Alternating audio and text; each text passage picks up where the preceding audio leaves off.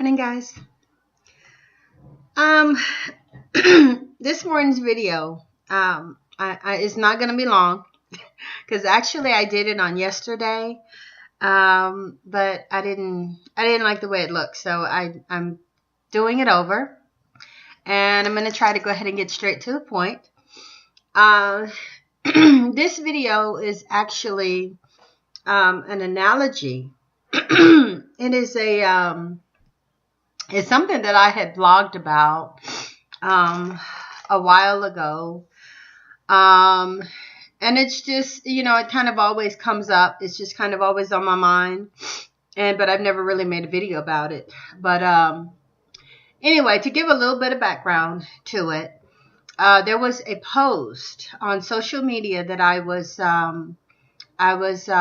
watching, I was looking at, and the post, if I'm not mistaken, had Dylan Root, and it was, I think it was one of the quotes where he was saying that he's not sorry about what he did and so forth, and I think the Mimi was saying something to the effect of black people should feel bad, or don't black people feel bad now for forgiving him, or whatever, the family or what have you, families who forgave him, and he obviously is showing no remorse. If I'm not mistaken, I believe he also even said something about not wanting to hear their testimonies or whatever, because he's not sorry for what he did. And so, anyway, that's pretty much the crux of it. But,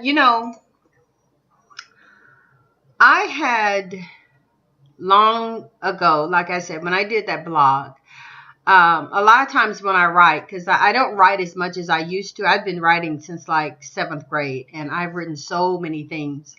But usually when I write, I might have the idea, but it usually takes on a life of its own, a mind of its own, or what have you, as I just let it flow. And so I believe, like I said, I was blogging about a topic, probably black people or something, and it just kind of transpired into kind of a scenario of domestic violence. And the way that happened is that it just kind of began to turn out that it seemed as if black people were the I guess you'd say the abused woman or what have you, and the white man would be the abuser. And that light's kind of bright in here, but anyway, and so that was the scenario, because when you look at black people and America, you can see that, black people are faithful, black people are loyal, black people, it doesn't matter how through the centuries they have hurt us, they have, we know what they've done. Slavery, Jim Crow, the lynchings, all of this, even after slavery, taking away opportunities, taking away money, taking away opportunities to do better, educational opportunities, lying through religion and making us believe that, I know that many of us were not ever affected by slavery, and because slavery isn't really it. Yeah, we weren't affected by slavery, but even though some of us, most of us, all of us alive have not been affected by that per se, still in all, the effects of the Jim Crow, the effects of the this, and the effects of the segregation, and all that stuff still lingers. You know what I'm saying? And so, it does make an effect. It does have an effect, because a lot of that stuff is passed down generationally. I wasn't really trying to get on this, but it just makes me remember something that I read before. And I don't even remember where, but I was reading, and it was saying something to the effect of how black women instill fear into black men, into our sons.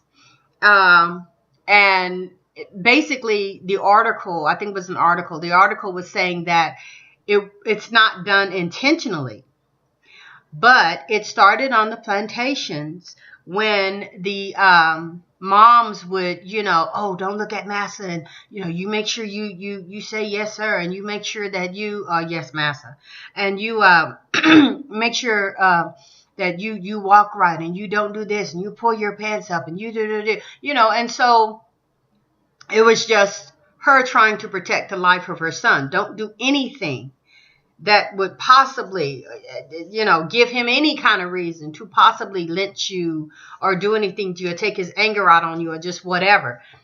We know, though, that you don't have to give them a reason. Being black is the reason. So there is no, I've heard people use that as well. That, well, if you pull your pants up, and if if you all just wouldn't do such and such, and, if you all would obey and all that, none of that, because they've had scenarios of people laying down on the ground, hands up and everything, completely obeying or whatever, still get shot. You know what I'm saying? It doesn't matter. If they want to kill you, they will, and they get off most of the time. So that's a very sad reality, but that's the way it is. And so, the article was saying that that went on down through history to, from the plantation to, you better not do nothing to them white people to shame shame us or whatever, and you had to act a certain way, be a certain way, look, walk, whatever, a certain way. Because, them white folks are looking, them white people out there, whatever. And so, anyway, that's really what it is. And then what they were saying is that that kind of teaching and that kind of what have you has led to and instilled fear in black men from black mothers. But at the same time, though, it's understood, because anyone who has a black son, is going to be afraid, especially when they were just it's like when open season was, a little while ago. And so, yeah, you're afraid. I pray for my son all the time, even now, still, when nothing's really going on. Still, I'm praying for my son all the time because he's a young black man. I have to. So, and I understand that. I hope y'all understand what I was saying by that, but getting back to the domestic violence thing, it's just her being black people, in the analogy, being so loyal and faithful. And doesn't matter, like I say, all the things that they've done, all the things they continue to do, the promises that they make, whatever. We went through all the promises. We've been through promises since we've been here. 40 acres and a mule, the promise of, what you're going to get if you do this, the promises behind the civil rights crap, the segregation, if you would integrate with our schools, this will happen. And, if anybody has an ounce of pretty much good sense, you'll see that it wasn't they really didn't integrate with us. What happened is that they moved farther out and got more zoning laws and so forth like that. And what they did is they put Mexicans in the communities with black people. And so we started going to school with Hispanic people, maybe very, very poor white people. But for the most part, there was no integration, of black people going to white schools and we're all just happy and whatever. I mean, you probably had some black people that they forced to go to the white school, and the poor people were, terrified and humiliated and all that kind of stuff. But I'm sorry. I'm popular in my phone. But anyway, I'll get back to that. So when the only solution to a domestic violence situation is for the woman to get out, for the woman to get killed, or for the woman to probably more than likely be hurt in such a horrible way that, she's no good to him anymore, or he doesn't want her anymore because, I finally broke your spine or whatever. You can't walk anymore. I, shot you, or I did something to you that, you're no good anymore for anybody, And so that's really the takeaway of domestic violence, and the ideology from the woman is that, well, he loves me, he didn't mean to, and, he was mad that day, and, they keep messing with him on his job, and, he had a flat tire, just any kind of excuse to take up for his anger and the hurt that he is putting upon her. And in America, that's what we see. Oh, let's love him. Let's pray. Let's just forgive him. They don't really understand. They don't really know. If they really only knew. And that's something that bothers me so bad, because I hate when black people explain blackness to white people. They understand black because they have created this black person here in America. We have all been created. We are not the original African who came here. We are not even the original indigenous that came here, because you're going to get these people who are going to say, well, we're not all from Africa. Okay, we're not. If we're not, still, the indigenous who came here, they did come from Africa, but I'm not going to make that argument. But anyway, yet and still, whether we were here or came here or whatever, we are still not the same people, genetically, and really no other way. They created the African American. They created the everything that we see from hip hop, the culture, the whole thing. They created that. And so, I'm sorry, I just needed to try to get that sun out of my face. We are not who we were when we got here. They gave us a whole culture. They gave us language. They gave us the food that we eat. They gave us everything, And so, we don't operate in any way the way that we did. The foods that we eat, the nothing. We know that, and so, but you get blamed for that. You get blamed for having a bad culture. You get blamed for being lazy. You get blamed for everything, pretty much. And once again, let's put that with the abused woman. That's usually what she goes through. Usually it's her fault that he did what he did to her. It's usually her fault. She made him mad. She didn't cook the food right. It wasn't ready on time. The baby was crying.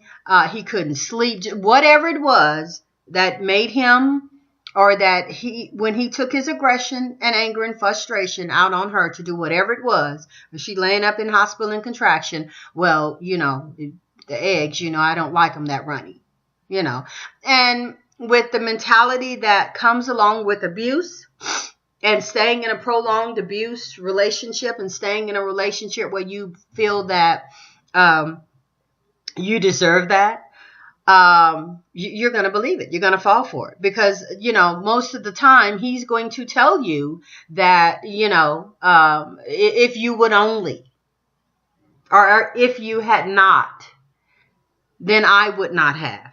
And so that psychological thing comes there and makes you feel, well, I can do better. I will do better. And I'm going to do this. Once again, like I say, let's equate that with black people. That is what we do all the time. We continue to think if we dress right, if we look right, if we speak the way that they want us to speak, if we do everything that they say is acceptable in society, then we'll be accepted. Then they won't hurt us. Then they won't abuse us if we just do so and so. And we know that's not true. We know that's not true. They're going to continue to abuse us, hurt us, mock us, well, and not take any blame for it, not feel any pity whatsoever for it, like the narcissist, complete whole narcissists that they are, and psychopaths and sociopaths, and all of the, like I've told you all before, all of the disorders that I am reading about and have read about, I see it I just see it out there just in mass level. And that is just a normal way that they act, you know. And so, you know, and like I say, you know, they try to normalize. They will try and normalize that instead of, well, I want to say fixing society, but they can't fix it because that's just the way that they are. And because we're in their culture, we have to adapt. So we're adapting to mental illness is what we're doing. On a mass level. You will see it. If you start reading about these things, you will see it. It's on a mass level. I said in another video, it's like we're in an insane asylum. And we really are. You know. It's like everything's flipped upside down. You know. And so anyway, let me end this video. That abused woman, Black America, has to come up with some type of plan. This is what has to happen when you are getting ready to leave an abuser or try to get out of a situation or try to go for help. One of the things that they always tell you in a domestic violence situation, if you're thinking of leaving or trying to leave or whatever, never leave while he's there. Never leave in a time when he can hurry up and come there. You always make sure that they are gone, away, somewhere. Make sure that you have people there with you, protection, whatever, and try to secure certain things before you actually make the actual move.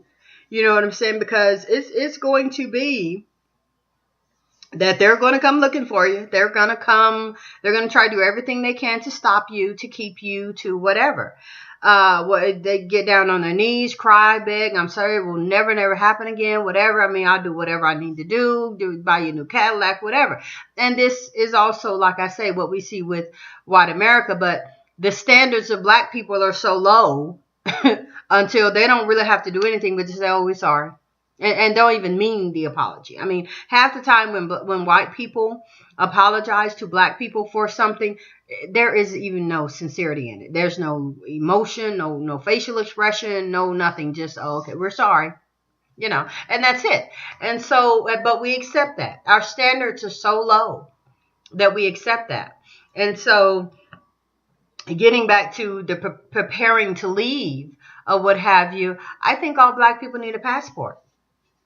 I think we all, not to necessarily run to leave and go somewhere else. I know, because people are going to say, well, there's problems everywhere. Yeah, I get that and everything. But the issue is you have an option. You don't have to just stay here. You know what I'm saying? It's a whole big world out there. And most black people, especially black people, have never really traveled. They've never really gone any place. They've never really known anything too much far outside of their own communities. And so, and a lot of times that's the same way it is with an abused woman. She's sheltered. She's kept inside. She's given a certain amount of money. She can't do such and such. It's like she's in prison. Same scenario. And so she needs to get up. She needs to get out. She needs to talk to people. She needs to explore things, you know, and yeah, make a plan of escape to get up and get out and leave that situation. Because the only end result of that situation, like I said, is that you're going to be hurt horribly in one of his fits of anger, or you're going to die, or you're going to get out. Those are your options, you know, and Now, let me say this also, because I don't want anyone, coming back saying, I'm doing this because I've been beat up before. I've never been hit by a man. And I've never been in a domestic violence type situation like that at all. I've had some crazy, maybe emotional, crazy stuff going on, with some person, but I've never had a domestic violence situation in my life. And so that's not why I'm doing the video. I'm doing the video because I think it's a great analogy. I really do, because you see this. You see the abused woman and the violent, abusive man. And you can see that ideology or that analogy in Black people and white society just as a whole. So anyway, thing of it is like I say, Black people need to have a plan. Usually the woman just really just stays. She has no plan. She has no thoughts of whatever. And everybody's telling her, you need to do this. You need to, And once again, as a whole, Black people have no plan. We have no plan. We have no options. We have nothing, It's just kind of the way it is. I think that we could have one. There's way too many educated Black people, way too many. There's Black people in every single field here in America. Most of them work for the system, the bigger they are. But we have everything that we would need to make our own nation, to develop our own nation, to form our own government, to do all of this. I do not believe, as I've said before, that it would be successful trying to do it on this soil. I believe that there needs to be another nation formed or something like that in order to for it to be successful and for us to flourish.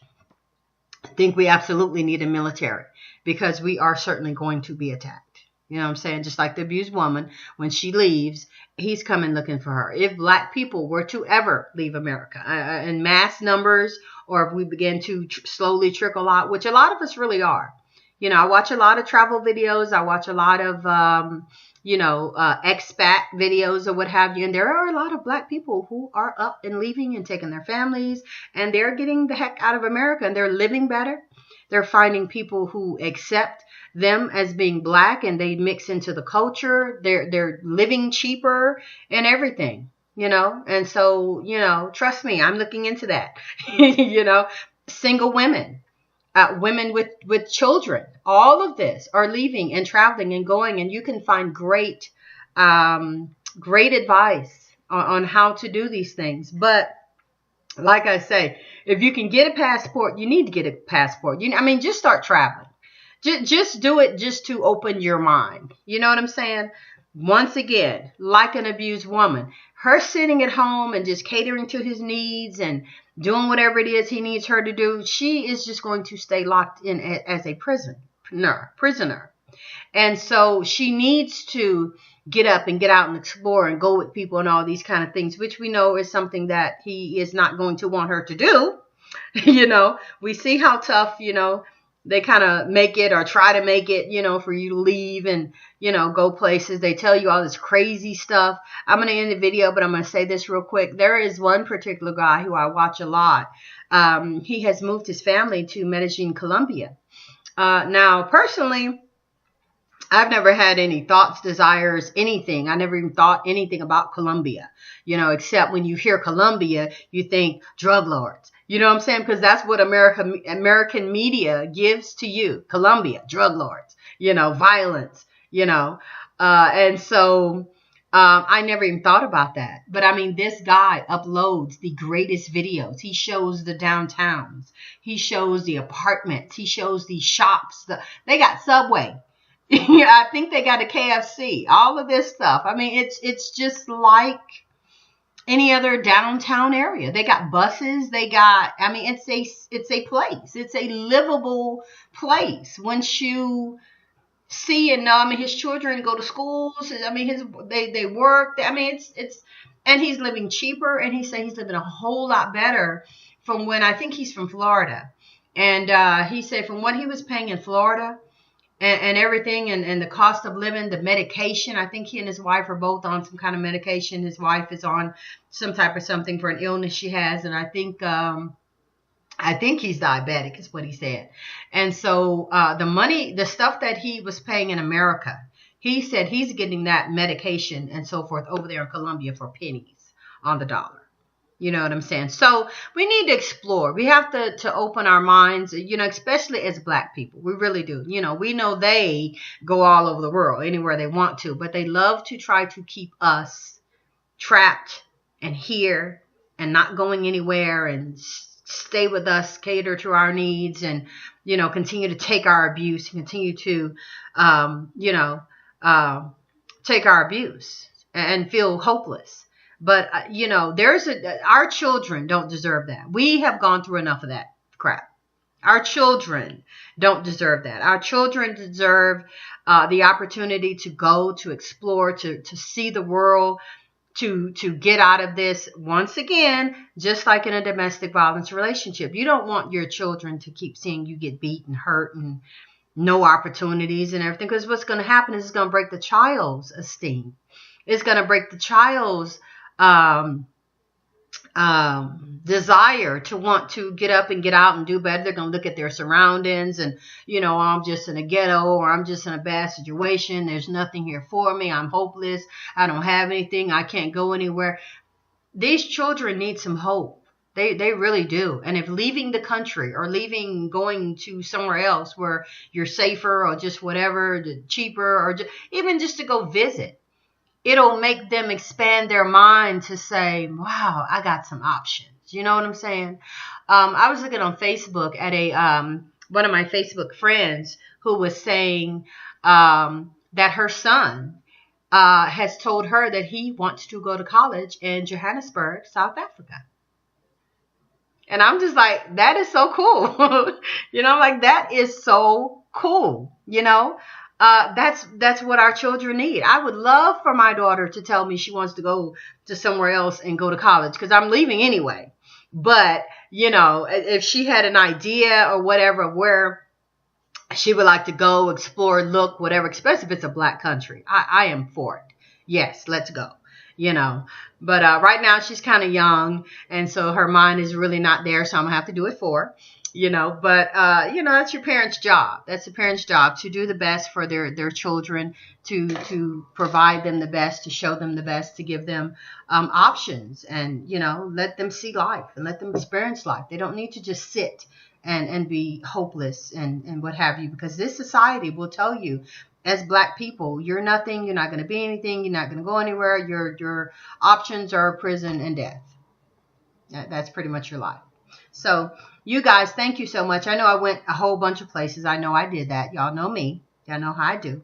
But I love talking to you guys. And I'm going to cut the video off because I have an appointment. I got to get up and get out of here. But y'all have a great day. Thank you so much for subscribing. And thank you for your comments and your feedback and your love. And until the next video, we'll see you next time.